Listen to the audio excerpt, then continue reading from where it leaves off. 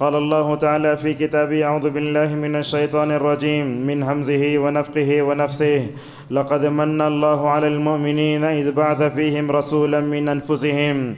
عن انس بن مالك رضي الله عنه قال: قال رسول الله صلى الله عليه وسلم: لا يؤمن احدكم حتى اكون احب اليه من والده وولده والناس اجمعين.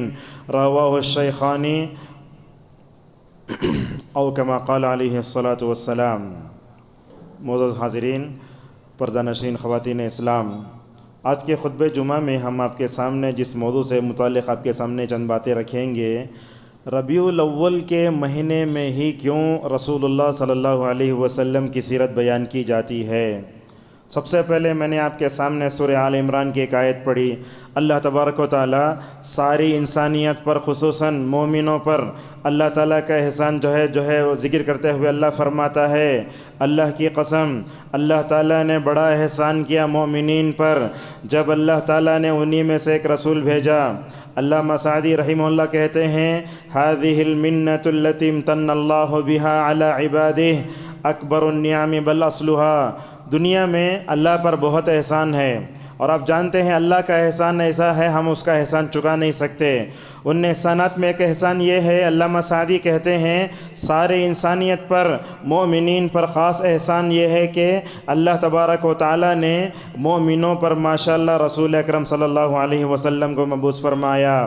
ایک عالم دین کہتے ہیں، اللہ تعالیٰ نے رسولوں کے بھیجنے کا سلسلہ آدم سے شروع کیا، جناب محمد الرسول اللہ صلی اللہ علیہ وسلم پر یہ سلسلہ رکا، مگر آپ دیکھ سکتے ہیں دنیا انسانیت نے تمام نبیوں سے فائدہ اٹھایا اپنے اپنے زمانے میں، مگر سب سے زیادہ جس رسول سے دنیا کو فائدہ ہوا وہ جناب محمد رسول اللہ صلی اللہ علیہ وسلم ہیں۔ معزز حاضرین، ربیع الاول اسلامی کیلنڈر کا تیسرا مہینہ آتا ہے۔ جب بھی یہ ہمارے درمیان میں آتا ہے تو دیکھتے ہیں امت میں ہلچل شروع ہو جاتی ہے، بدعتوں کا ظہور ہونے لگتا ہے، لوگ ربیع الاول مبارک بولنا شروع کرتے ہیں، ایک دوسرے کو مبارکبادی دینا شروع کرتے ہیں۔ اور آج کل یہ سوشل میڈیا اور اسی طریقے سے فیس بک، انسٹاگرام، یہ چیزیں جہاں اچھی چیزوں کو پھیلانے کا کام کر رہی ہیں، ان تمام چیزوں سے غلط چیزیں بھی پھیل رہی ہیں۔ جیسے ہی ہم دیکھتے ہیں ربیع الاول کا چاند نظر آتا ہے تو یہ حدیث بھی ہمیں لوگوں کے درمیان میں گھومتی ہوئی نظر آتی ہے۔ یہ من گھڑت روایت ہے، من یبارک الناس بهذا الشہر الفضیل یحرم اللہ علیہ النار۔ بعض لوگوں نے حدیث گھڑ کر کے، جھوٹ بول کر کے رسول اللہ صلی اللہ علیہ وسلم کی طرف منسوب کر دیا، کہا جو بندہ ربیع الاول کے مہینے میں آتے ہی جو ہے وہ کیا کرتا ہے، ربیع الاول کے مہینے کے آتے ہی لوگوں کو مبارکبادی دیتا ہے، جہنم اس پر حرام ہو جاتی ہے۔ ابن القیم رحمہ اللہ کہتے ہیں: والاحادیث الموضوعۃ علیہا ظلمۃ ورکاکۃ ومجازفات باردہ تنادی علی وضعها۔ آپ جانتے ہیں ایک حدیث صحیح ہوتی ہے تو اس کے الفاظ کو دیکھنے سے معلوم ہو جاتا ہے وہ حدیث صحیح ہے، مگر جو حدیث ضعیف ہوتی ہے اس کے الفاظ اور موضوع حدیث کے الفاظ دیکھنے سے ہی لوگ بول دیتے ہیں کہ یہ حدیث موضوع ہے۔ معزز حاضرین، جب بھی ربیع الاول کا مہینہ آتا ہے ہم دیکھتے ہیں خطبہ اور محاضرہ دینے والے، لیکچر دینے والے علماء اور ائمہ اپنے اپنے مسجدوں میں رسول اللہ صلی اللہ علیہ وسلم کی سیرت بیان کرنا شروع کرتے ہیں۔ اللہ کے نبی کی سیرت صحیح معلوم ہونا چاہیے۔ اللہ کے نبی صلی اللہ علیہ وسلم کی سیرت کے بارے میں جیسے ہم حدیث کو صحیح ضعیف دیکھتے، ویسے ہمیں سیرت کے بارے میں بھی معلومات صحیح معلوم ہونا چاہیے۔ دیکھتے ہیں ربیع الاول کا مہینہ آتے ہی خطبات میں سیرت کو موضوع بنا کر جو ہے تبادلہ خیال کیا جاتا ہے۔ بعض گلیوں میں آپ دیکھتے ہوں گے جیسے ہی وہ جیسے مطلب وہ میلاد النبی قریب آتا جاتا ہے لوگ اپنے گلیوں کو سنوارنے لگتے ہیں۔ اسی ہندوستان کی آپ بات کریں، یاد رکھیے توحید پر عمل کرے، سنت پر عمل کرے تو جھگڑا نہیں ہوتا، بندہ جب بدعت میں جاتا ہے وہیں جھگڑا شروع ہوتا ہے۔ آپ تو سوشل میڈیا سے واقف ہوں گے، تقریباً 2 دن پہلے گجرات میں فساد پھوٹ پڑا۔ سبب کیا تھا؟ سبب یہ تھا مسلمانوں نے میلاد النبی کے جھنڈے گاڑنے شروع کیے۔ کل منڈیا کا حال ہے، وہاں بھی وہ میلاد النبی کے جھنڈے گاڑنا شروع کیے، غیر مسلمانوں کو نعوذ باللہ جو ہے لڑائی شروع ہو گئی۔ لہٰذا اس ملک میں رہتے ہوئے اگر ہم بدعت کریں گے تو فتنہ و فساد ہوگا، ہوگا۔ اگر یہ کام نہ کرتے تو گجرات میں بھی منڈیا میں حالات خراب نہ ہوتے۔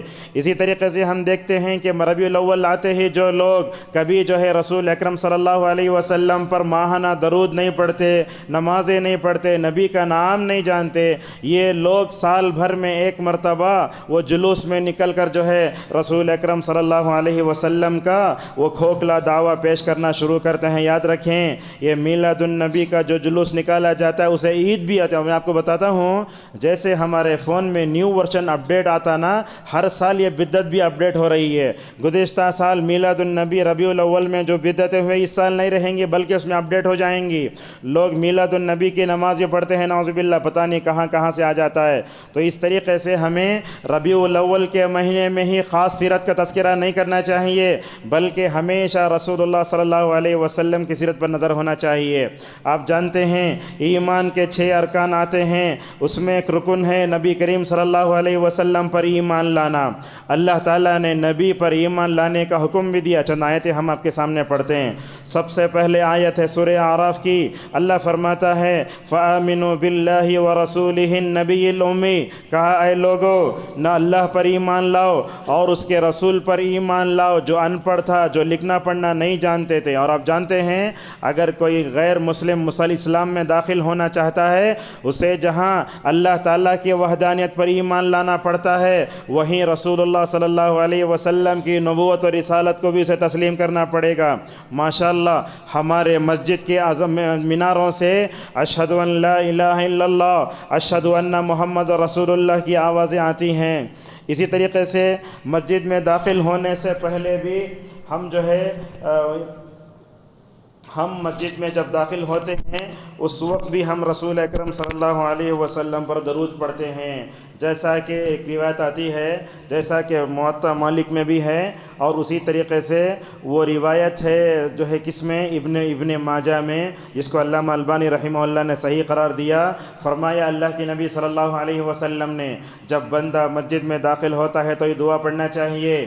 ہمیں تو اتنا معلوم ہے اللہم افتح لی ابواب رحمتک، مگر یہ دعا بھی آپ پابندی کریں، بسم اللہ والصلاة والسلام علی رسول اللہ اللہم اغفر لی ذنوبی۔ اسی طریقے سے وضو کے بعد بھی ہم دعا پڑھتے ہیں، اس میں کہتے ہیں اشہد ان لا الہ الا اللہ وحدہ لا شریک لہ واشہد ان محمدا عبدہ ورسولہ۔ تشہد میں بیٹھتے ہیں، اتحیات ختم ہوتے ہی رسول اکرم صلی اللہ علیہ وسلم پہ درود پڑھتے ہیں۔ اور اسی طریقے سے ہم جب دعا کرتے ہیں تو اہل علم کا کہنا ہے دعا بھی ہمیں 3 مرتبہ دعا میں درود پڑھنا چاہیے۔ کہاں کہاں؟ پہلے میں، بیچ میں اور آگے میں، آخری میں۔ جب بندہ 3 مرتبہ درود پڑھتا ہے اس کی دعا قبول ہوتی ہے۔ حضرت جو ہے عمر رضی اللہ عنہ کہتے ہیں جو بندہ درود نہیں پڑھتا اس کی دعا جو ہے زمین و آسمان کے درمیان میں لٹکتی رہتی ہے۔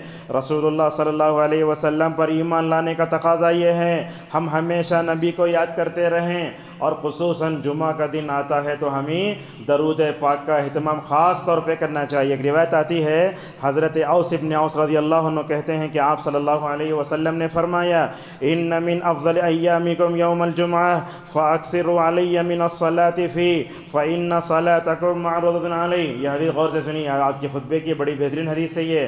حضرت اوس ابن اوس رضی اللہ عنہ کہتے ہیں کہ آپ صلی اللہ علیہ وسلم نے فرمایا دنیا میں سب سے افضل دن جو ہے جمعہ کا دن ہے۔ بعض روایتوں میں آپ نے جمعہ کو یہ دنوں کا سردار بتایا، بعض روایتوں میں آپ صلی اللہ علیہ وسلم نے اس دن کو جو ہے عید کا دن بتایا۔ ابن ماجہ کی روایت میں آپ نے فرمایا جب جمعہ کا دن آتا ہے تو کیا کرنا، میرے اوپر زیادہ درود پڑھو، اس لیے کہ تمہارا درود میرے پر پیش کیا جاتا ہے۔ مدینہ میں پڑھنے کے دوران ایک بہت بڑے عالم دین ابھی زندہ ہیں، سلیمان رحیلی حفظہ اللہ، میرے اساتذہ میں سے ہیں۔ انہوں نے اس حدیث تشریح میں کیا بات کہی، کہا عام دنوں میں بندوں کو درود جو پڑھا جاتا ہے وہ درود کلیکٹ کرنے کے لیے فرشتے گھومتے رہتے ہیں، کائنات میں گھومتے رہتے ہیں۔ کیا کرتے ہیں؟ جہاں جہاں فرشتے پڑھتے ہیں وہ درود پڑھتے ہیں، درود کلیکٹ کرتے ہیں۔ مگر سلیمان رحیلی حفظہ اللہ اس حدیث تشریح میں فرماتے ہیں عام دنوں میں درود پڑھنا، جمعہ کے دن درود پڑھنا الگ ہے۔ عام دنوں میں درود پڑھنے سے فرشتے کلیکٹ کر لیتے اسے، مگر اللہ کے نبی نے فرمایا جمعہ کے دن درود پڑھنے سے ماشاءاللہ میری امت کا درود رسول اللہ صلی اللہ علیہ وسلم پر پیش کیا جاتا ہے۔ اور صحابہ نے پوچھا یا رسول اللہ جب آپ دفن ہو جائیں گے تو بوسیدہ ہو جائیں گے نا، ہم کیسے آپ پر سلام پڑھیں گے؟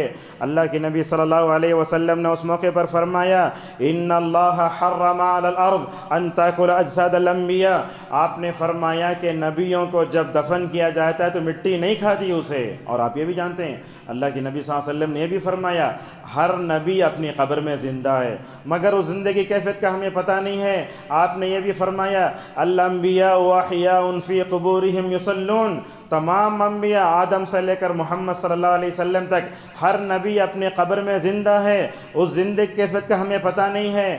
آپ نے یہ بھی فرمایا کہ انبیاء اپنی قبروں میں نماز بھی پڑھتے ہیں، اور جو خطبہ حاجہ پڑھتے ہیں اس میں بھی رسول صلی اللہ علیہ وسلم کا ذکر آتا ہے۔ سوال یہ ہے ہم درود کیوں زیادہ پڑھتے ہیں؟ اس کا پہلا جواب تو یہ ہے کہ اللہ کا حکم ہے، دوسرا یہ ہے کہ رسول اللہ صلی اللہ علیہ وسلم نے ہمیں درود پڑھنے کا حکم دیا ہے۔ بعض علماء نے درود پڑھنے کی حکمت کو بیان کرتے ہوئے کہا دراصل بات یہ ہے کہ اللہ کے رسول صلی اللہ علیہ وسلم کا ہمارے اوپر احسان بہت ہے، اس احسان کو ہم چکانے کی کوشش کرتے ہیں درود پڑھ کے۔ کیا بات کہی ابن القیم رحمہ اللہ نے، لو صلی العبد علی النبی بعدد انفاسہ لم یکن موفیا لحقہ، جلاء الافہام فی فضل الصلاۃ والسلام علی خیر الانام۔ ابن القیم رحمہ اللہ فرماتے ہیں اگر بندہ آتی جاتی سانس میں بھی، ہر سانس میں بھی رسول اکرم صلی اللہ علیہ وسلم پر درود پڑھے، میں سمجھتا ہوں دنیا کا کوئی آدمی جو ہے نبی کا حق ادا نہیں کر سکتا۔ معزز حاضرین، دنیا میں اللہ کے نبی صلی اللہ علیہ وسلم سے صحیح محبت کرنے والے، آپ کی اتباع کرنے والے اگر کوئی تو وہ حضرات صحابہ اکرام تھے۔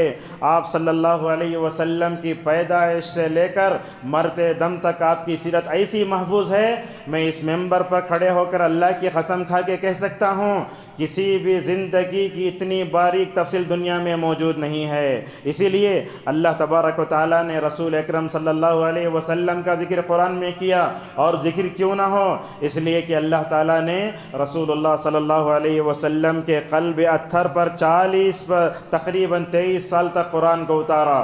نبوت سے پہلے کی جو ہے تقریباً 40 سالہ بے داغ زندگی کو قرآن ذکر کرتے ہوئے یوں فرماتا ہے فَقَدْ لَبِثْتُ فِيكُمْ عُمْرًا مِّن قَبْلِهِ، اللہ کے نبی کہتے ہیں اے کفار مکہ دیکھ لو میں تمہارے درمیان 40 سال ٹھہرے رہا، تم لوگوں نے میری زندگی کی 40 بہاریں دیکھیں، اللہ نے مجھے جب نبی بنایا ہے جیسے تم میرے اخلاق کو پہچانتے ہو، میری شخصیت کو جانتے ہو، میرے نسب و نسب کو جانتے ہو، لہٰذا مجھ پر ایمان لے آؤ۔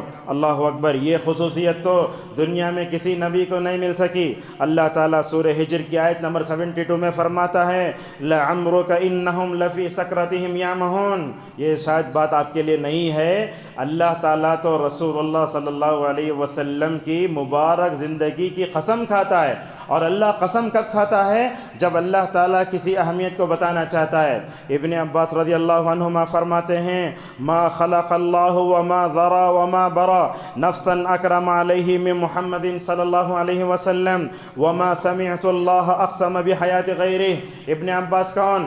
رسول اللہ صلی اللہ علیہ وسلم کی دعاؤں سے ماشاءاللہ یہ مفسر قرآن تھے، ان کی عمر رحلت نبوی 13 سال ہے۔ کیا کہتے ہیں دیکھو، قرآن کی تفسیر جانتے تھے، وہ بولتے ہیں اللہ تعالیٰ نے دنیا میں رسول اللہ صلی اللہ علیہ وسلم سے افضل مخلوق اللہ نے دنیا میں پیدا نہیں کی۔ میں نے پورا قرآن پڑھا، اللہ تعالیٰ کے اللہ کے رسول صلی اللہ علیہ وسلم کے علاوہ میں نے اللہ کو جو ہے دوسرے انبیاء علیہم الصلاۃ والسلام کی زندگی کی قسم نہیں کھائی۔ لہٰذا اللہ تعالیٰ کو پورا اختیار ہے، جب چاہتا ہے، جہاں چاہتا ہے، جس کی چاہتا ہے مکمل طور پر قسم کھاتا ہے۔ علامہ قرطبی کہتے ہیں اقسم اللہ تعالیٰ ہا ہنا بحیات محمد صلی اللہ علیہ وسلم تشریف اللہ، کہا اللہ تبارک و تعالیٰ نے اس آیت میں رسول اللہ صلی اللہ علیہ وسلم کی زندگی کی قسم کھائی۔ اس سے معلوم ہوتا ہے آپ صلی اللہ علیہ وسلم کتنے پاکیزہ انسان تھے۔ اس حدیث کو اگر میں وقت تھا تو آپ کے سامنے بیان کرتا، جب دوسری مرتبہ اللہ کی نبی صلی اللہ علیہ وسلم کا سینہ چاک کیا گیا، اس دل کو نکالا، سونے کے تشمے رکھا، زمزم سے دھویا، دوبارہ اندر رکھا، پھر جب سینے لگے تو دونوں فرشتے آپس میں بات کرتے ہیں، دیکھو یہ محمد صلی اللہ علیہ وسلم ہیں، اگر سارے دنیا والوں کو ایک پلڑے میں رکھا جائے اور ایک پلڑے میں رسول اللہ صلی اللہ علیہ وسلم کی شخصیت کو رکھا جائے، دنیا کے سارے انسان بھی رسول اللہ صلی اللہ علیہ وسلم کا مقابلہ نہیں کر سکتے۔ معزز حاضرین، ہم سمجھتے ہیں قرآن کے کوئی بھی آیت، کوئی بھی حصہ آپ سے خالی نہیں ہے۔ دیکھو اللہ تبارک و تعالیٰ نے خود سورہ بقرہ میں آپ کا تذکرہ فرمایا، کیا تذکرہ کیا؟ فرمایا الحمدللہ رب العالمین کہہ کر آگے کہا صراط الذین انعمت علیہم، یہ سیدھا راستہ دکھانے والے انبیاء ہیں، اور نبوت کا یہ سلسلہ نبی کریم صلی اللہ علیہ وسلم پر جا کر پہنچ جاتا ہے۔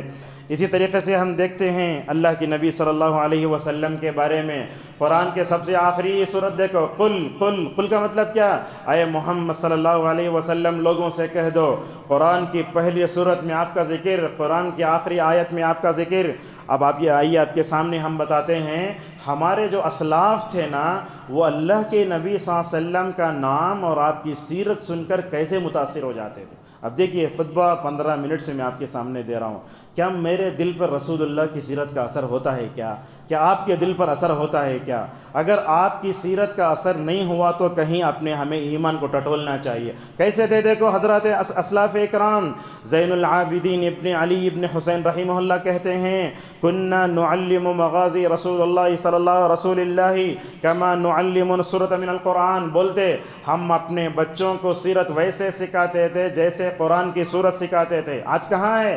ہمارے اسکولوں میں پڑھنے والے، کالجوں میں، یونیورسٹیوں میں پڑھنے والے بچے 600 700 صفحات پڑھ لیتے، پتہ نہیں کس کا بایو ڈیٹا بایوگرافی سب جان لیتے، مگر رسول اللہ صلی اللہ علیہ وسلم کی سیرت سے آج کا نوجوان بھی دور ہے۔ میں آپ کو بتاتا ہوں، دیکھو +2 پڑھنے والے بچے کو پوچھ رہے ہیں نبی کا نام بولو، انہیں بول رہا ہے رسول نبی کرا، اس کو محمد بھی نہیں معلوم۔ اللہ اکبر! یہ ہماری امت میں سیرت سے غفلت کا یہ حال ہے۔ دیکھو کیا کہتے ہیں، محمد ابن سعد ابن ابی وقاص رحمہ اللہ نے کہا کان ابی یعلمنا مغازی رسول اللہ صلی اللہ علیہ وسلم ویقول یا بنی هذه مآثر آبائکم فلا تضیعوها۔ یہ تو عبارت سونے کے پانی سے لکھنے کے لائق ہے۔ کہتے ہیں ہمارے ابا ہمیں سیرت سکھاتے تھے اور بولتے تھے، دیکھو بولتے اے میرے بیٹے یہ تمہارے باپ دادا کی بڑی بڑی قربانیاں ہیں، یہ رسول اللہ صلی اللہ علیہ وسلم کی قربانیاں ہیں، لہذا اسے ضائع نہیں ہونے دینا چاہیے۔ دیکھو ابن الجوزی رحمہ اللہ کیا کہتے ہیں، دنیا میں حدیث پڑھ کے آپ کامیاب ہو سکتے، فقہ پڑھ کے کامیاب ہو سکتے، کہا فقہ و حدیث دلوں کی اصلاح کے لیے کافی ہے، مگر دلوں کو نرم کرنے کے لیے سب سے بہتر اگر دنیا میں کوئی سیرت ہے وہ جناب محمد رسول اللہ صلی اللہ علیہ وسلم کے۔ دنیا میں آپ ہزاروں مثالیں لے لو، مگر رسول اللہ کی مثال دینے سے ماشاءاللہ دل نرم ہو جاتا ہے۔ کہتے ہیں ابن الجوزی رحمہ اللہ دنیا میں سب سے بہتر اگر سنت ہے تو وہ رسول اکرم صلی اللہ علیہ وسلم کی سنت ہے۔ اور آپ جانتے ہیں اللہ تعالیٰ نے سورۃ الانعام میں تقریباً جو ہے کتنا 18 نبیوں کا تذکرہ فرمایا، ایک جگہ 18 نبیوں کا ذکر ہے۔ ان نبیوں کا تذکرہ کرنے کے بعد کہا اولئک الذین ھدی اللہ فبہداہ مقتدی۔ اے اللہ کی نبی صلی اللہ علیہ وسلم دیکھو یہ آپ سے پہلے دنیا میں ہدایت کے روشن ستارے تھے، ان کے نقش قدم پر چلو۔ زہری رحمہ اللہ کہتے ہیں علم المغازی والسیر والسرایا علم الدنیا والآخرہ، سیرت کا علم پڑھنے سے ماشاءاللہ بندے کی دنیا بھی بنتی ہے، آخرت بھی بنتی ہے۔ اگر ہم رسول اللہ کی سیرت کو نہیں جانے، ذرا بتائیے بندے کو جب قبر میں دفن کیا جاتا ہے تو اسے پوچھا جاتا ہے من نبی کا، اگر ہم نبی کا نام نہیں جانے، نبی کی سیرت نہیں جانے تو کیا جواب دیں گے؟ ذرا سوچئے۔ آج کا نوجوان بھی ہم دیکھتے ہیں یہ لوگ کرکٹ کھلاڑی اور فلمی ستاروں کے پیچھے بھاگتے ہیں، حالانکہ یہ خبیث لوگ ہیں۔ اگر ان کے پیچھے بھاگے، میں سمجھتا ہوں اگر توبہ کیے بغیر مر گئے، من نبیوں کا جب منکر نکیر پوچھیں گے نا، اس وقت رسول اللہ ہمارے زبانوں سے ادا نہیں ہوگا۔ بعض روایتوں میں آیا فرشتے پوچھیں گے ماذا تقول فی ھذا الرجل، اس آدمی کے بارے میں کیا کہتے ہو؟ وہ سوال رسول اللہ صلی اللہ علیہ وسلم کے بارے میں۔ اور آپ دیکھو رسول اللہ کو ایسا ہے آپ کا مقام، اللہ تعالیٰ نے رسول اللہ کو جو مقام دیا وہی مقام ہمیں رکھنا چاہیے۔ بعض لوگوں کو ہم معاشرے میں کہتے ہوئے سنتے ہیں قل هو اللہ احد ہے، احد میں میم لگائے تو احمد آجزاکت ہے اللہ تعالیٰ۔ اور ہماری مسجدوں میں دیکھتے، اس مسجد میں نہیں ہوگا، ایک طرف اللہ لکھتے دوسری طرف محمد لکھتے، باہر سے آئے ہوئے مشائخ کیا بولتے معلوم ہے؟ تمہیں اللہ رسول کو ایک جگہ رکھ ڈالیں، نعوذ باللہ سے نہیں ہونا چاہیے۔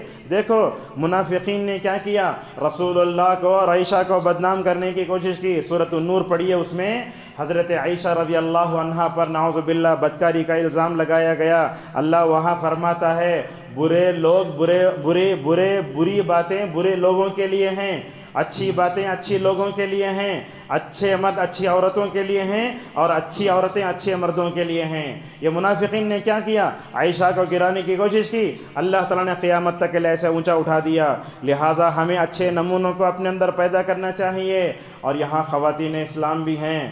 آج کی خواتین اتنی دین بیزار ہیں، اگر آپ کسی عورت سے رسول اللہ صلی اللہ علیہ وسلم کی پوری بیویوں کا نام بتاؤ بولے تو دوچ بولیں گے انہوں، خدیجہ عائشہ خدیجہ عائشہ، اس کے علاوہ معلوم نہیں ہوگا۔ مدارس میں آج کیا حال ہے، دیکھو لوگ سیرت سے کتنے دور ہیں۔ اگر نبی کے بچوں کے نام پوچھے تو بچے لکھ نہیں پا رہے ہیں۔ اگر یہ مدارس میں اس طرح کی کمزوریاں آ گئیں، عام عوام کا کیا ہوگا ذرا آپ سوچ سکتے ہیں۔ سفیان ابن عیینہ رحمہ اللہ نے بڑی اچھی بات کہی، کیا کہتے ہیں، دیکھو ان رسول اللہ صلی اللہ علیہ وسلم هو المیزان الاکبر، ہمارے پاس سب سے بڑا اگر ترازو ہے تو اللہ کی نبی صلی اللہ علیہ وسلم ہیں۔ دنیا میں کوئی بھی چیز اگر ہم کو ملے گی ہم کہاں پیش کریں گے، رسول اللہ کے اخلاق پر، آپ کی سیرت پر اور آپ کے نمونے پر پیش کریں گے۔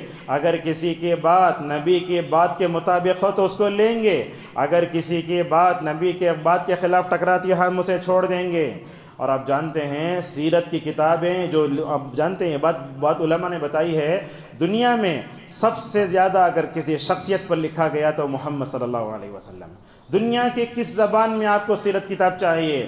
ہماری جماعت کے مشہور عالم دین ہیں سفیر مبارک پوری رحمہ اللہ، ان کی کتاب الرحیق المختوم، یہ کتاب ہر گھر میں ہونا چاہیے۔ اس کا ترجمہ بھی ہو چکا ہے، اس کو ہمیں مکمل طور پر پڑھنا چاہیے۔ ابن القیم رحمہ اللہ نے سفر میں لکھی کتاب، اس کتاب کا نام تھا زاد المعاد۔ اس کتاب میں وہ کہتے ہیں رسولوں کی ضرورت دنیا کی ہر ضرورت پر بھاری ہے، اگر ہم دنیا اور آخرت میں کامیاب ہونا چاہتے ہیں ہمیں رسول اللہ صلی اللہ علیہ وسلم کی معرفت ہونا چاہیے۔ اور آپ جانتے ہیں آج کل دلوں میں ذرا وحشت ہے، پریشانی، کیا وجہ ہے؟ وجہ یہ ہے ہم نے جن کو نمونہ بنانا تھا ہم نے ان لوگوں کو نمونہ نہیں بنایا۔ آج کل ہم کس کو نمونہ بناتے ہیں؟ جو غلط قسم کے لوگ ہیں ان کو نمونہ بناتے ہیں۔ یاد رکھو عبداللہ بن مبارک رحمہ اللہ ہمیشہ اکیلے بیٹھے رہتے تھے، لوگ جا کے پوچھتے اکیلے بیٹھتے نا آپ کو پریشانی نہیں ہوتی؟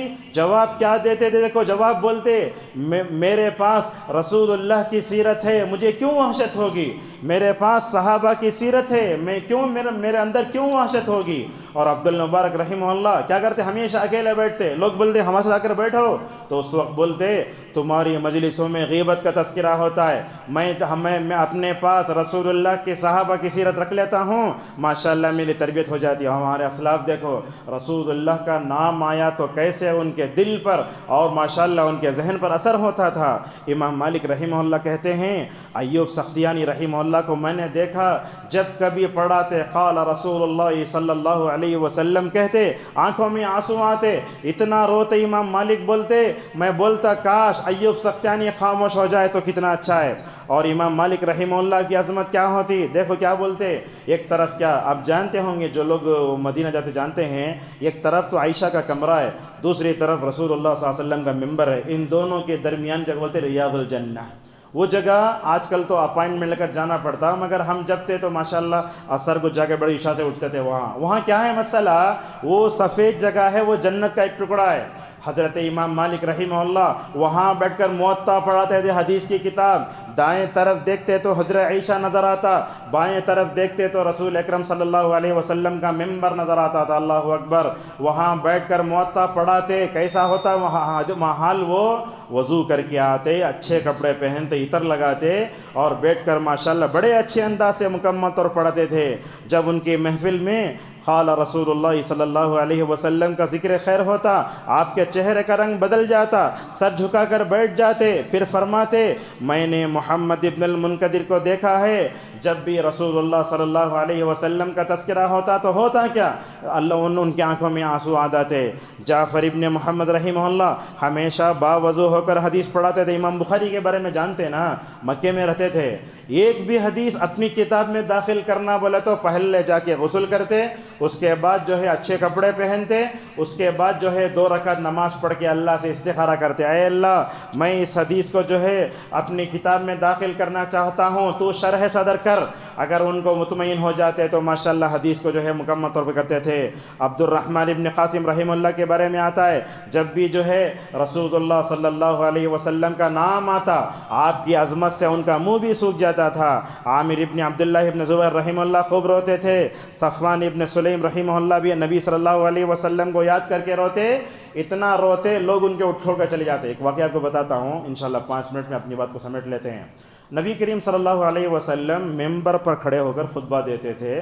اس سے پہلے ایسے تھا، اللہ کی نبی ممبر بننے سے پہلے جیسے میں اپنے ہاتھ میں عصا پکڑانا ویسے ٹہنی تھی، اس ٹہنی کو پکڑ کے خطبہ دیتے تھے۔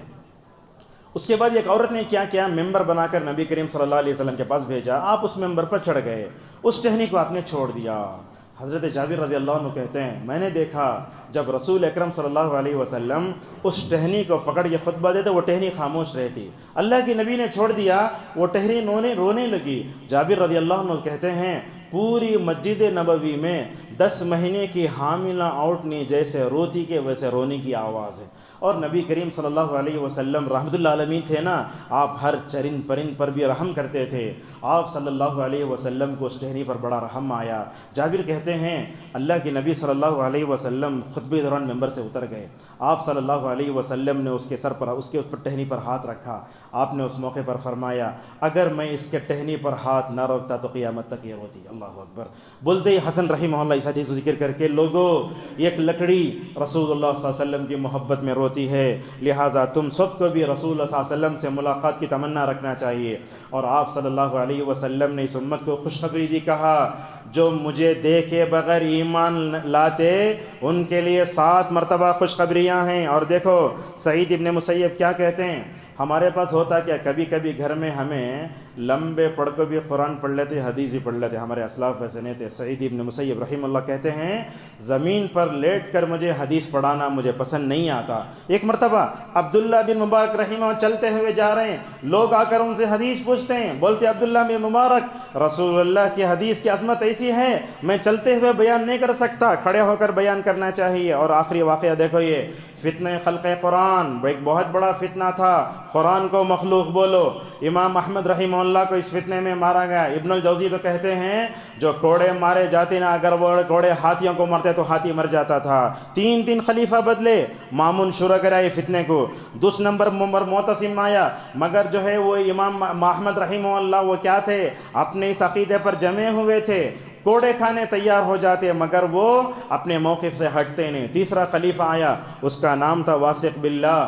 واسق باللہ جب آیا تو امام احمد کو دیکھا، روایتوں میں آتا ہے واسق باللہ کے دل کو اللہ نے کھول دیا تھا۔ اس سے پہلے جو 2 بادشاہ تھے انہوں کیا کرے، ان کو سنگلیاں پہنائے، بیڑیاں ڈالے، تو ان کو بیڑیاں پہنائے۔ جب بیڑیاں پہنائے تو ہوا کیا، جیسے ہی واسق باللہ خلیفہ بن کر بیٹھا، امام احمد کو بیڑیاں پہنا کر لایا گیا۔ جیسے ہی امام احمد پر نظر پڑی واسق باللہ کی تو واسق باللہ کی آنکھوں میں آنسو آ گئے۔ کہا یہ امام اہل سنہ والجماعہ، ان کے جو ہے بیڑیاں کھولو۔ بیڑیاں کھولنے کے بعد لوگوں نے کہا امام احمد کو دوبارہ جو ہے بھیج دو۔ کہاں بھیج دو؟ دوبارہ جیل میں بھیج دو۔ اس کے بعد امام احمد رحمہ اللہ واسق باللہ سے کہنے لگے اے واسق یاد رکھو تمہارا تعلق رسول اللہ صلی اللہ علیہ وسلم کے خاندان سے ہے، اسی لیے میں تم کو معاف کرتا ہوں۔ معاف کرنے کے بعد واسق باللہ بھی رو پڑا، امام احمد بھی الحمدللہ رو پڑے۔ اس کے بعد آج کے خطبے کا پیغام آپ کے سامنے بیان کر کے اپنی بات کو ختم کرتے ہیں۔ ضرورت ہے ہم لوگوں کی بہت سیرتیں پڑھتے ہیں مگر رسول اللہ صلی اللہ علیہ وسلم کی سیرت پڑھنے کے لیے ہمارے پاس وقت نہیں ہے۔ ہمارے گھر میں ہونا چاہیے۔ مرد ہے اپنے بیوی بچوں کے سامنے ہر دن رسول اللہ صلی اللہ علیہ وسلم کی سیرت کا 1 صفحہ 2 صفحہ پڑھ کے سناؤ۔ کیوں؟ اس لیے کہ جب انسان کے ذہن میں غلط نمونے بیٹھتے ہیں تب وہ گمراہ ہوتا ہے۔ اگر اس ذہن کے دریچوں میں اگر ہم رسول اللہ کی پاکیزہ سیرت اور اسی طریقے سے صحابہ کی پاکیزہ سیرت کو بٹھائیں گے نا، ماشاءاللہ ہوگا کیا؟ الحمدللہ غلط نمونے چلے جائیں گے۔ ایک وقت وہ تھا ہم بچپن میں دیکھتے تھے 20 سورتیں یاد رکھنے والی ماں عورت بھی مثالی ماں بنتی تھی۔ آج کل ہمارے گھروں میں پورا قرآن یاد ہے تب بھی مثالی ماں کا کردار نہیں ہے۔ پہلے ایسا ہوتا تھا مائیں اپنے بچوں کو قرآن پڑھ کے سلاتی تھی۔ آج کل ہو رہا کیا؟ موبائل میں ٹک ٹاک میوزک ڈال کو سنا رہے ہیں۔ بچپن سے ہیرونی کے اس کے نام اگر ان کو بتا دیے تو بھلا بتائیے کیسے جو ہے سیرت نعوذ باللہ ان کی بگڑے گی نہیں۔ اب بچے بڑے ہو کر بگڑ گئے تو بولتے ہمارا بچہ ویسا ہوگا، غارت ہوگا بولتے۔ لہٰذا یاد رکھو رسول اللہ کی سیرت کا مطالعہ ہم میں سے ہر ایک کو کرنا چاہیے۔ میں آپ کو بتاتا ہوں، آپ کے اور میرے جو جیب میں کنگھی ہے، کئی کو جب بالا ایسے ہو جاتے آئینے کے سامنے جا کر کھڑے ہو کے بالا پھراتے ہم لوگ۔ یاد رکھو یہ ہماری صورت ہے، اللہ صورت کو نہیں دیکھتا سیرت کو دیکھتا ہے۔ لہٰذا جیسے ہمارے پاس کنگھی ہوتی ہے نا، ویسے ہمارے پاس سیرت کو سدھارنے کے لیے رسول اللہ صلی اللہ علیہ وسلم کی سیرت کو پڑھنا چاہیے۔ آج ہمارے دلوں کا حال تو یہ ہے، اللہ کا ذکر کرو، رسول اللہ کا ذکر کرو، لوگوں پر بڑا گراں گزرتا، بیزار ہو جاتے لوگ۔ وہاں کیا تو بھی بات کرو دوسری باتیں لوگ جو ہے نعوذ باللہ فوراً خوش ہو جاتے ہیں۔ لہٰذا خواتین سے بھی گزارش ہے کہ وہ اپنے بچوں کو رسول اللہ صلی اللہ علیہ وسلم کی سیرت پڑھائیں، صحابہ کی سیرت پڑھائیں۔ ہمارے پاس ایسا ہوتا بچے کھانا کھانے گئے تو موبائل رکھو بولتے، موبائل میں کیا رکھتے ہیں؟ گانے الٹا سیدھا رکھتے ہیں۔ میں آپ کو بتاتا ہوں ذرا دیندار رہا تو یوٹیوب میں جا کے انہیں قرآن کے قصے نبیوں کے قصے ڈالتا ہے۔ وہ یوٹیوب میں جو نبیوں کے قصے ہیں اس میں ایکٹنگ ہے، آدم کی تصویر، عیسیٰ کی تصویر، حضرت مریم کی تصویر کے ساتھ تربیت کرنا یہ غلط منہج ہے۔ اگر آپ نبیوں کے قصے پڑھنا چاہتے ہیں، یہ علامہ ابن کثیر کتاب قصص الانبیاء اس کا مطالعہ کرو۔ لہٰذا ہمیں سیرت کی ہر کتاب بھی ہمارے اپنے گھروں میں ہونا چاہیے۔ اور آپ جانتے ہیں ابن حزم رحمہ اللہ نے کہا یہ رسول اللہ صلی اللہ علیہ وسلم کی سیرت ایک معجزہ ہے، دنیا کا ایسا معجزہ ہے۔ دیکھو آدم سے لے کر عیسیٰ تک لاکھوں انبیاء تشریف لائے، اللہ تعالیٰ نے ان تمام نبیوں کے صفات کو ماشاءاللہ رسول اللہ کے اندر جمع کر دیا۔ اسی لیے کہا اللہ تعالیٰ رسول اللہ کو کوئی معجزہ نہ دیتا، آپ کی بے داغ سیرت بھی الحمدللہ معجزہ ہو جاتی۔ اور دیکھو اس ملک میں ہم رہتے ہیں، کتنے ہیں ہم؟ میں سمجھتا ہوں 18% ہیں۔ 88% کون لوگ ہیں؟ 82% غیر مسلم ہیں۔ اس ملک میں رہتے ہوئے ہمیں اپنے ایمان کی حفاظت کرنا ہے۔ سب سے پہلے ابراہیم کے قصے کو پڑھو۔ اس ملک میں رہتے ہوئے اگر ہم اپنے ایمان کو جو ہے حفاظت کرنا چاہتے ہیں، رسول اللہ صلی اللہ علیہ وسلم کی سیرت پڑھو۔ کیسے تھے ابراہیم علیہ السلام، کیسے تھے نبی کریم صلی اللہ علیہ وسلم؟ مکی دور میں ماشاءاللہ انہوں نے اپنے ایمان کی حفاظت فرمائی۔ لہذا ہم سب کو بھی اس ملک میں رہتے ہوئے حضرت ابراہیم کو نمونہ بناؤ، رسول اللہ صلی اللہ علیہ وسلم کو نمونہ بناؤ۔ جب بھی حالات خراب ہوتے، نیا قانون بنتا، یہ آتا وہ آتا، اس وقت میں ہمیں ان دونوں اللہ کے خلل کی سیرت پڑھ کر ہمیں جینے کا حوصلہ اپنے اندر مکمل طور پر پڑھنا چاہیے۔ اور اسی طریقے سے آج کے خطبے کی 2 باتیں آخری میں ہیں۔ ہر مسجد میں جیسے صبح میں درس قرآن ہوتا، شام میں درس حدیث ہوتا، ویکلی 1 سیرت کا درس بھی ہماری مسجد میں ہونا چاہیے۔ ترتیب سے چلو، اس کو ریکارڈ کرو، مسجد کا یوٹیوب چینل بناؤ، اس میں اپلوڈ کرو۔ اب یہ لوگ جب ریکارڈ کرتے ہیں بولتے ہیں کئی کو ریکارڈ کر رہی ہیں، دیکھیے جتنے لوگ یہاں اس سے بڑھ کے وہاں دیکھتے ہیں۔ لہذا امام کے علم سے فائدہ بھی اٹھانا چاہیے۔ ہمارے پاس ہوتا کیا، جیسے ہی مہینہ ختم ہوا ہم امام کو تنخواہ دینا جانتے مگر اس کے علم سے فائدہ نہیں اٹھاتے۔ لہذا ہماری ہر مسجد میں بھی ماشاءاللہ اگر سیرت کا درس ہوا نا، اس میں عورتوں کو مردوں کو سب کو بلاؤ، ہفتے میں تقریباً ایک مرتبہ جو درس دے دینا اس کے بارے میں سوال جواب رکھو۔ جو سوال کا جواب دیتا ہے ماشاءاللہ مکمل طور پر اس کیا کرو، اس کی طرف جو ہے توجہ دو، اور انعام سے بھی مکمل طور پر نوازنا چاہیے۔ آج کے خطبے کی آخری بات ہے وہ یہ ہے، یہ وقف کے جو حصے آتے ہیں اس میں مطلب ترمیم کرنے کے لیے ایک فیصلہ جو ہے پارلیمنٹ میں پیش کیا گیا ہے۔ سارے مسلمان اس کے خلاف جو ہے اسکین کر رہے ہیں، ووٹ دے رہے ہیں۔ تو ابھی تقریباً شاید 10 گھنٹے کا وقت باقی ہے، آج رات رات 12 بجے تک جن لوگوں نے اس کے خلاف جو ہے ابھی تک ووٹ نہیں دیا ہے ان کو چاہیے کہ وہ اسکین کریں اور مکمل طور پر توجہ دیں۔ خطبے کا خلاصہ یہ ہے کہ ہم صرف ربیع الاول میں رسول اللہ صلی اللہ علیہ وسلم کی سیرت پیش کریں اور بھول جائیں، ایسے نہیں ہو سکتا۔ ہمارے ہر مجلس میں، ہر جگہ میں اللہ اور اس کے رسول صلی اللہ علیہ وسلم کا تذکرہ ہونا چاہیے۔ آپ نے فرمایا دنیا میں جو لوگ اللہ کا نام نہیں لیتے، رسول اللہ کا نام نہیں لیتے، کیا ہوگا؟ ایسی مجلس قیامت کے دن حسرت بن کر آئیں گی۔ لہٰذا ہم سب کو اگر رسول اللہ سے محبت ہے، رسول اللہ کی سیرت پڑھنا، ہمارے عورتیں پڑھنا، ہمارے بچے پڑھنا، ہمارے نوجوان پڑھنا، اگر رسول اللہ صلی اللہ علیہ وسلم کی سیرت اگر ماشاءاللہ ہمارے جو ہے دلوں میں آ جاتی ہے، اگر ہمارے ذہن میں آ جاتی ہے، غلط نمونے نکلیں گے اور انشاءاللہ دنیا بھی ہماری سنورے گی، اور جب خبر میں سوال ہوگا تمہارا نبی کون ہے، انشاءاللہ ہم آرام سے جواب دیں گے۔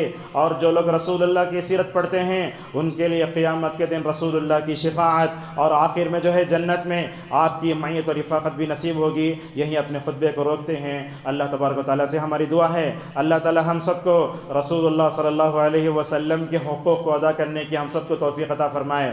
اللہ تعالیٰ ہم سب کو صرف ربیع الاول میں نہیں، مرتے دم تک اللہ کی نبی صلی اللہ علیہ وسلم کی سیرت کی اہمیت کو جاننے، اس کا مطالعہ کرنے اور اس کے فوائد کی روشنی میں اللہ تعالیٰ ہم سب کو زندگی گزارنے کی توفیق عطا فرمائے۔ اللہ تعالیٰ ہم سب کو سیرت کی روشنی میں ڈھل کر اپنے زندگی کے سانچے کو بدلنے کی توفیق عطا فرمائے۔ اللہ تعالیٰ ہم سب کو اپنی مسجدوں میں، اپنے گھروں میں، ہر جگہ اللہ کے نبی صلی اللہ علیہ وسلم کی سیرت کو عام کرنے کی توفیق عطا فرمائے۔